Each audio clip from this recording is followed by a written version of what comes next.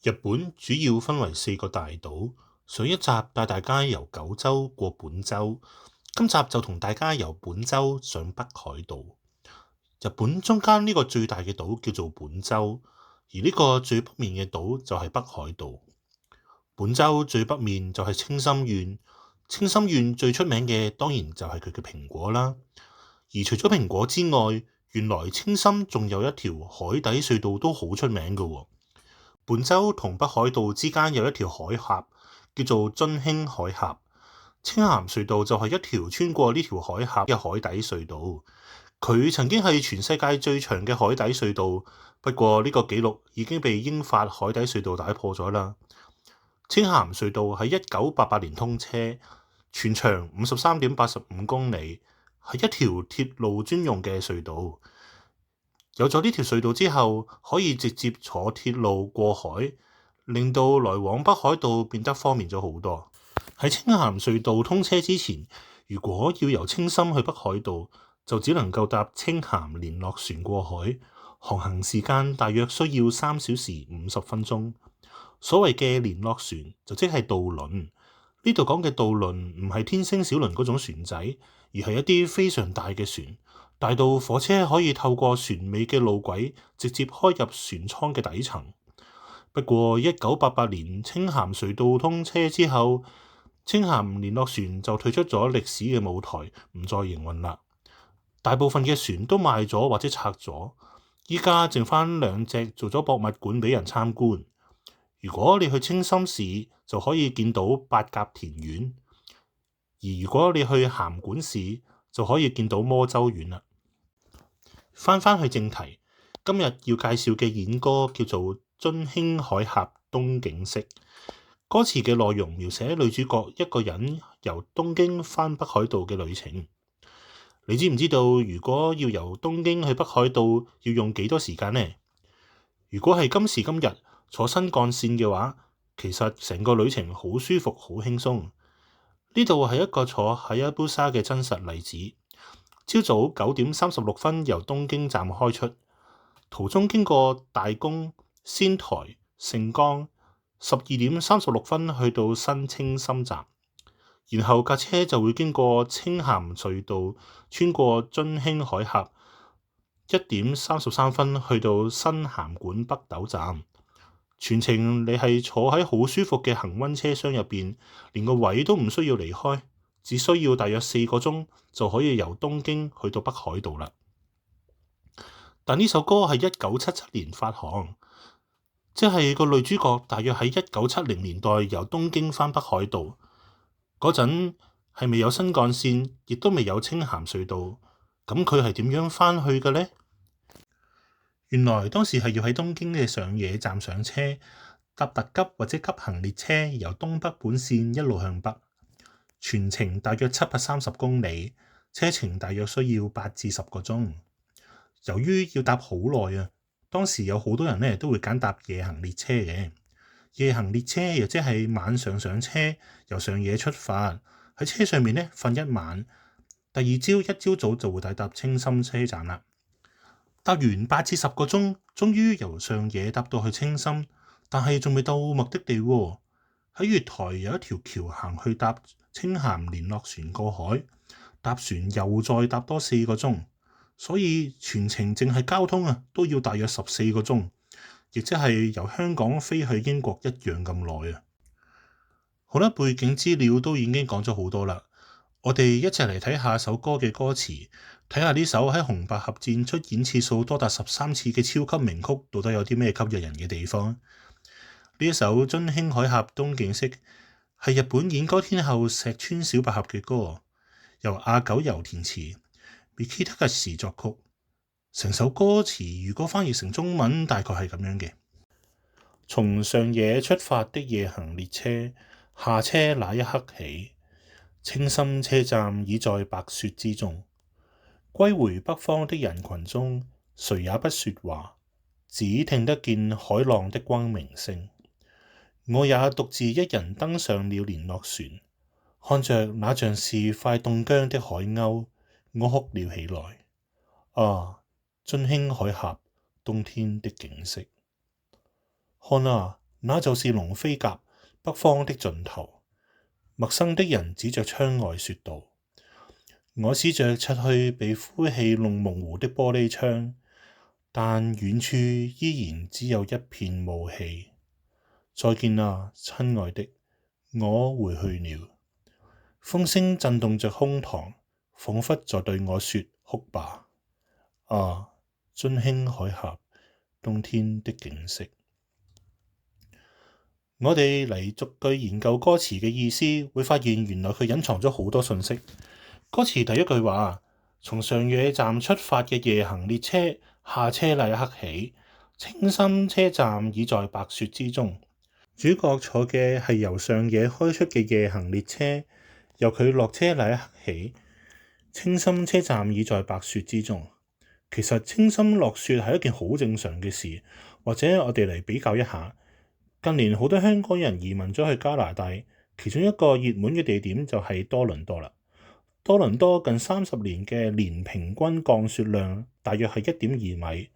咁大家估下青森市嘅年平均降雪量大約係幾多呢？ A 0.5米， B 1米， C 3米， D 8米。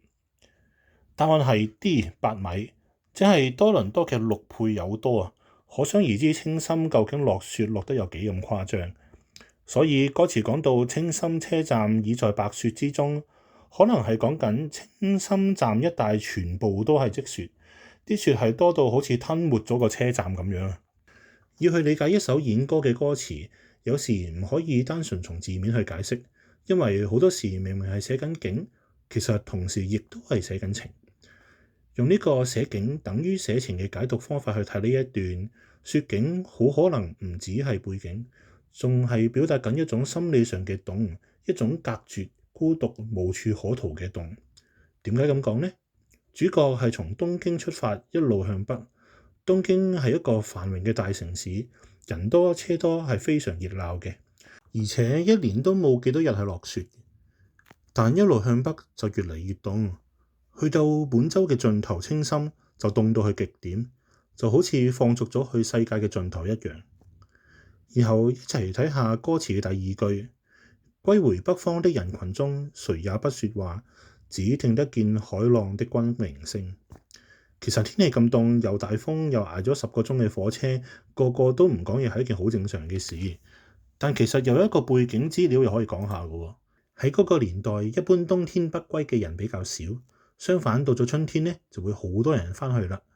因為1960年至1980年代，日本東北地區主要都仲係農業社會，而冬天成日落雪，冇辦法耕種，所以喺冬天呢係接近冇工作機會嘅。而東京、大阪嗰啲大城市就啱啱好相反，充滿咗工作機會。因為工業化同城市嘅急速發展，需要好大量嘅勞動人口，所以好大量嘅人啊。主要就係男性嘅農民啦，會喺冬天離開咗東北面，去到城市去從事建築工人啦、工廠作業員啦等等嘅體力勞動工作。等到春天，啲人呢又會翻返去東北做翻農民啦。如果你有聽過一首歌叫做《津輕平野》嘅歌呢，咁正正就係講緊呢個社會嘅現象。但係津輕海峽東景色嘅主角係冬天翻東北嘅。呢個時候返去嘅人可能都唔係好撈得掂，所以先至提早返去。咁當然亦都有其他可能性啦。但係歌詞入邊北歸嘅人，大家都好似唔係好講嘢喎，睇嚟都唔係好開心啦。然後歌詞提到海浪聲，呢個 umirari 唔係普通嘅浪聲，佢有幾層嘅味道。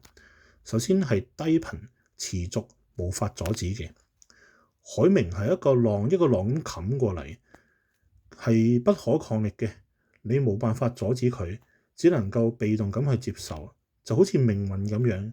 人生嘅風浪一個一個咁冚過嚟，你避唔到，亦都冇辦法去控制。你唯一做到嘅就係唔講嘢，默默聽住呢個海浪聲。第二就好似胸口嘅翻湧咁樣，係內心嘅外化，即係海浪嗰種低頻嘅聲音呢，就好似胸口被壓住咁樣，喺度翻騰咁樣啊。就好似身體上嘅感覺變咗做外在嘅聲音一樣。而第三，亦都係最重要嘅，就係海等於分界線。主角落咗夜行列車，準備要上船啦。聽到海浪聲，亦即係話佢而家已經去到本州嘅盡頭啦，前面就係津輕海峽啦。津輕海峽就變咗一個關卡，將本州同埋北海道分隔開，亦都將主角嘅過去同埋未來嘅自己分隔開。所以海浪聲一下一下咁冚過嚟，就好似一次一次同主角咁講：冇噶啦，你而家要走噶啦，隔開咗就係隔開咗噶啦，已經翻唔到轉頭噶啦，同你嘅回憶講拜拜啦。所以成句去睇，歸回北方的人群中，誰也不說話，只聽得見海浪的轟鳴聲。好可能係講緊一班北歸嘅人，身體心靈都好疲倦，已經攰到講唔到嘢啦，已經唔想再同命運對抗啦。雖然心裏面好多嘅不甘同不捨，但都只能夠默默去接受命運嘅安排，默默咁翻返去北面嘅故鄉。然後一齊嚟睇下歌詞嘅第三句：我也獨自一人登上了聯絡船，看着那像是快凍僵的海鷗，我哭了起來。呢度講佢獨自一個人坐上咗清鹹聯絡船，然後凝望住快凍僵嘅海鷗。其實本身海鷗就應該唔會凍嘅，呢度佢係代入緊自己落去隻海鷗度。嗱，你諗下，周圍好大風大雪，隻海鷗就好似主角咁喺人生嘅狂風同埋巨浪中間無處容身。於是佢就終於忍唔住，抑壓咗好耐嘅情緒第一次釋放出嚟。然後歌詞就出現咗呢句主題句啦。啊，津輕海峽冬天的景色。呢個啊唔係普通嘅嘆氣，你去聽下石川小百合點樣唱，就一定會俾佢呢個充滿魔性嘅啊字吸引到。呢個啊可能係海鷗嘅叫聲，又可能係主角嘅喊聲，引咗成晚嘅淚水。當主角睇到象徵住絕望、象徵住完全隔絕嘅津輕海峽嘅時候，終於都將情緒宣泄咗出嚟。津輕海峽冬天嘅景色，其實就係主角內心嘅世界，就即係嗰個漫天風雪、寒風刺骨、狂風巨浪不受控咁翻騰嘅孤獨世界。然後終於嚟到第二段啦。第二段一開始話：看啊，那就是龍飛甲北方的盡頭。陌生的人指着窗外説道：呢個龍飛甲係一個景點嚟嘅。其實佢個名應該係龍飛旗，不過佢有個別名叫龍飛甲啦。如果你喺 Google Map 咧，就淨係會 search 到龍飛旗呢個名嘅啫。甲同埋旗都係陸地向海突出嘅部分。原來龍飛甲係日本著名嘅強風地帶，風速極大嘅。傳說中啊，風係大到連龍都吹得走啊，所以咧就叫做龍飛甲啦。龍飛甲係位於青森津輕半島嘅最北端。主角搭下船，無啦啦有個陌生人講：你睇下嗰度就係龍飛甲啦，係北方嘅盡頭。咁唔知個陌生人係想撩女仔啊，定係見個主角喊得好犀利，想幫佢抽離一下啦？佢講可能冇意，但係聽嘅人有心。佢提到北方嘅盡頭，就變咗好似喺主角嘅傷口度撒鹽咁樣，就等於再次同佢哋講冇噶啦，今次真係到盡頭噶啦，你依家要走噶啦，隔開咗就係隔開咗，翻唔到轉頭噶啦，同你嘅回憶講拜拜啦。咁個陌生人叫你睇下，咁正常都係會去睇下啦。咁但係主角咧喺船入邊嘅喎，船入邊係有暖氣嘅。咁但係窗外咧就冇暖氣，係好凍嘅，落緊雪嘅津輕海峽啊嘛。咁所以咧，室外同埋室內嘅溫差係好大嘅。咁船入邊嘅主角同埋其他嘅乘客咧喺度呼吸嘅時候咧，咁自然有啲水氣黐咗喺個玻璃窗度啦嚇，即係產生咗個凝結作用啊，嗰個咩 condensation 咁樣啦嚇，令到個玻璃咧就變咗白蒙蒙一片，好多霧咁樣啦。咁主角咧就係用手或者係袖口啦嚇，咁去嘗試去將個玻璃嘅霧氣咧去抹走。但係就算抹走咗玻璃嘅霧氣啊，佢再望去遠處，即係船出邊咧，都只能夠睇到一片嘅霧氣。而呢度仲有一個深層嘅含義，呢一種自然嘅起霧咧，係代表主角已經坐咗喺度好耐啦。主角因為悲傷而嘆氣啊，而佢嘅嘆氣就變成咗一種霧。嗰種霧咧，就正正係阻住咗佢去回望過去，亦都阻住佢去睇佢嘅未來。困住佢嘅唔係別人，而係佢自己內心嘅糾結同埋悲哀。佢試圖去抹去呢一層自己造成嘅障礙，但係即使係抹咗一層啦，外面嘅世界依然係模糊一片嘅，好殘酷咁宣告咗佢嘅努力係徒然無功。歌詞講咗咁耐，終於都要講主角做咩咁傷心啦。歌詞下一句終於講到個重點，就係話咧，再見啦，親愛的，我回去了。呢度講緊嘅再見咧係撒由那拉，佢唔係單純嘅拜拜啦，佢係帶有一種永別嘅沉重感啊。而阿那提咧亦都唔係單純嘅你啊，而係親愛的啊，即係啲情侶啊或者係夫妻啊先至會用嘅。咁之後佢話我要回去啦，地理上係講緊主角咧要翻返去寒冷嘅北方家鄉，心理上咧係講緊主角咧要翻返去只有自己一個人嘅狀態。所以我哋終於都知道點解主角會咁傷心咧？原來佢係一個人嚟到東京啦，識咗個男仔啦，然後最後失戀，同時咧亦都可能係東京打拼咧都係以失敗告終，所以最後只能夠去翻返去家鄉。呢一句道別咧係代表佢承認咗自己喺東京嘅夢想已經徹底破滅啦。之後下一句歌詞講到風聲震動咗胸膛，彷彿在對我說哭吧。頭先都有提過，龍飛甲係一個超級大風嘅地方，嗰種風聲係勁到好似能夠震動個胸膛，能夠直擊主角嘅心咁樣啊。然後佢將風聲去擬人化，同主角講唔好再撐啦，喊出嚟啦。主角從上野站開始，一路上咧都唔講嘢咯，喺度抑壓住自己嘅情緒啦。但嚟到呢個狂風大浪嘅地方，見到海鷗又聽到風聲，就好似俾咗一個可以崩潰嘅理由主角咁樣。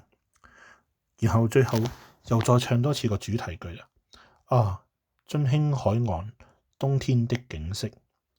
主角喺第二段試過抹槍，但係抹咗都係冇用。